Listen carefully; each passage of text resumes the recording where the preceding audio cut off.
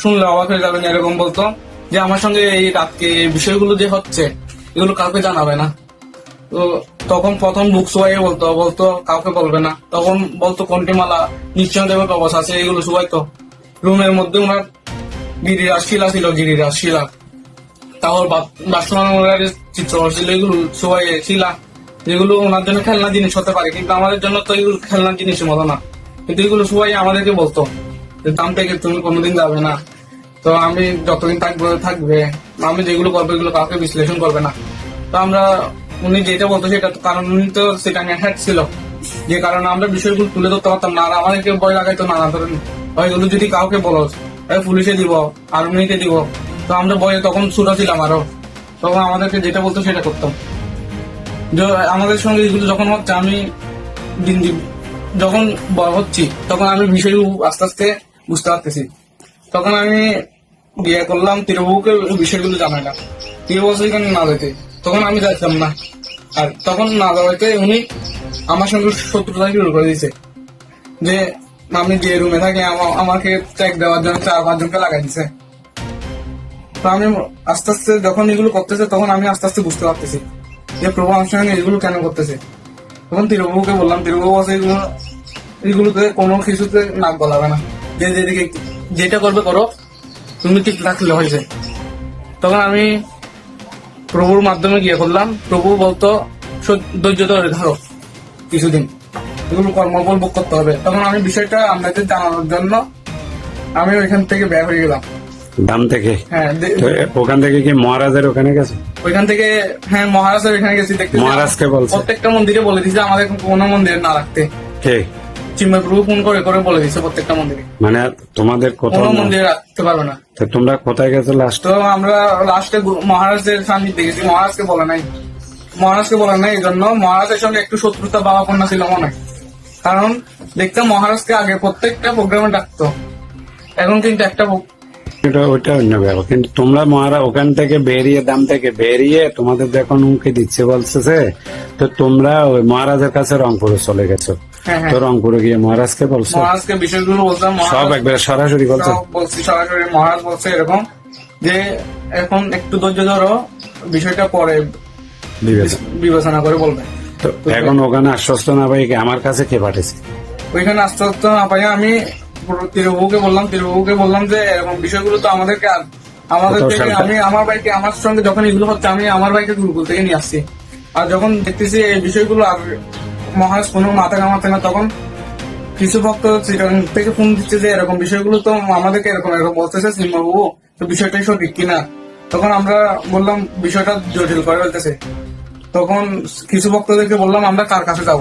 তখন এরা বললো ওইখানে গৃহস্থ কাউন্সিলর আছে বলরাম প্রভু, ওনার কাছে যাও।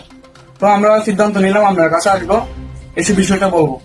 তো নাহলে কি আপনাদের এর আগে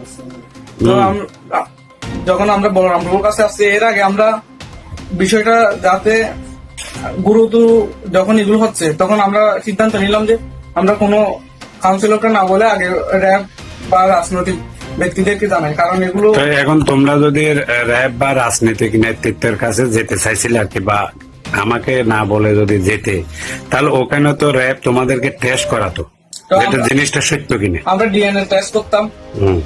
ডিএনএ টেস্ট করলে তুমি কি কনফার্ম নাকি এটা পারফেক্ট মানে ধরা পড়বে? যে অবশ্যই, কারণ আমাদের সঙ্গে এগুলো করছে যে আমরা সঠিক বিশ্লেষণ, তোমাদের শারীরিক ভাবে এগুলো মানে প্রমাণ থাকবে। ডিএনএ টেস্ট করানোর জন্য তোমরা এখনো প্রস্তুত? অবশ্যই প্রস্তুত। তো এখন যেহেতু এটা আমাদের একটা ইসকন সংগঠন, সোসাইটি, এখানে ধারাবাহিক আছে তোমরা জানো, বা যেহেতু মহারাজের কাছে গেছো, সুপ্রিম চলে গেছো, না হলে এটা নিয়ম, কোন মন্দিরের ভক্ত যদি নির্যাতিত হয় তাহলে মন্দির ঊর্ধ্বতম কর্তৃপক্ষকে জানাতে হয়। যেহেতু তোমরা আমার কাছে আসছো, আমি এই বিষয়গুলো দ্রুত গতিতে আজকে হোক বা কালকে হোক চারুচন্দ্র প্রভু বা জগৎগুরুকে বা এখানে আমাদের রাধা গোবিন্দ প্রভুকে আমি জানাবো, আপনারা একটু ধৈর্য ধরুন। যেহেতু এখানে ইসকন সোসাইটিতে এই বিচারগুলো অবশ্যই আছে, রাষ্ট্রীয়ভাবে কারো আলোচনায় গেলে আমাদের যে এখন হুমকির মুখে আছি রাষ্ট্রীয়ভাবে, যে র্যাবে যদি এই ঘটনাগুলো পেয়ে যায় বা এখন র্যাব বিভিন্ন ধরনের মাদ্রাসার থেকে এই সমকামিতাগুলো সরকারিভাবে প্রেসারে করতেছে, তখন পেপার পত্রিকায় পাশ আসবে। তোমাদের কাছে আমার অনুরোধ, আমি এটা চারুচন্দ্র প্রভু এবং জগৎগুরুকে ডেকে নিয়ে এসে আমি রাধা গোবিন্দ প্রভুকে ফোন দেবো, তাড়াতাড়ি এটার একটা সুরাহা করব। এর আগে তিরুপতিকে বলছি, এর আগে তোমার কাছে কে কে আছে? তোমার কাছে কয়জন আছে টোটাল? আমার কাছে এখন 7 জন আছে। কে কে?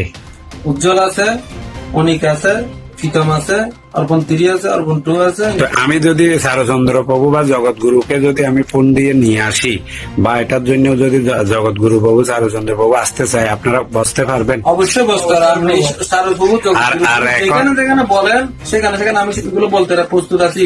এগুলোর জন্য যদি ডিএনএ টেস্ট করা হয় আমি করতে প্রস্তুত আছি। আমি অবশ্যই প্রস্তুত, সবাই প্রস্তুত। হ্যাঁ, তাহলে তোমাদের ওই আর অর্পণ টর্পণ ডিএনএ টেস্ট দেওয়ার জন্য প্রস্তুত? সবাই প্রস্তুত। তাহলে আমি চারুচন্দ্র প্রভুকে ফোন দেবো, জগৎগুরুকে ফোন দেবো, এরা কি বলে দেখি, না হলে আমি মহারাজের সাথে কথা বলবো। এর আগে তোমরা এর আগে অন্তত তুমি কথা দিতে হবে, তোমরা আর কাউকে বলবে না এগুলো। জানবে না, কিন্তু বিষয়টা হচ্ছে প্রভু এগুলো যেভাবে যেখানে বলে যেখানে ইয়া করে তাদেরকে আনান, আমরা সাক্ষী দিতে প্রস্তুত আছি। তাহলে আমি তোমাদের কাছে অনুরোধ জানাবো, প্রয়োজনে যদি এটা চারুচন্দ্র প্রভু যদি এগুলো যদি আগের থেকে জেনে থাকে বা এগুলো নিয়ে যদি কোন রকম যদি চারুচন্দ্র প্রভু অনীহা দেখায়, তাহলে আমি মহারাজ বা নারগোপাল প্রভুর সাথে মিটিং করে তোমাদেরকে একটা মানে সুরাহা মানে বিচারের একটা সুরাহা করব। এর আগে কেউ রাষ্ট্রীয়ভাবে কোথাও যাবে না। তাহলে আর তোমরা শারীরিক ভাবে টেস্ট দেওয়ার জন্য প্রস্তুত? ঠিক আছে, আমি দিতে প্রস্তুত। ঠিক আছে, তাহলে হরে কৃষ্ণ। আর কারো এগুলো বলার দরকার নাই, এখন এতটুকুর মধ্যে থাক। আমি দেখি এখান থেকে গিয়ে চারুচন্দ্র প্রভু এবং জগৎগুরু এবং রাধা গোবিন্দ প্রভুর সাথে কথা বলবো। আর এরা যদি আগ্রহ না দেখায় এগুলো নেওয়ার জন্য, তাহলে আমি সরাসরি মহারাজ এবং নারগোপাল প্রভুর সাথে কথা বলবো।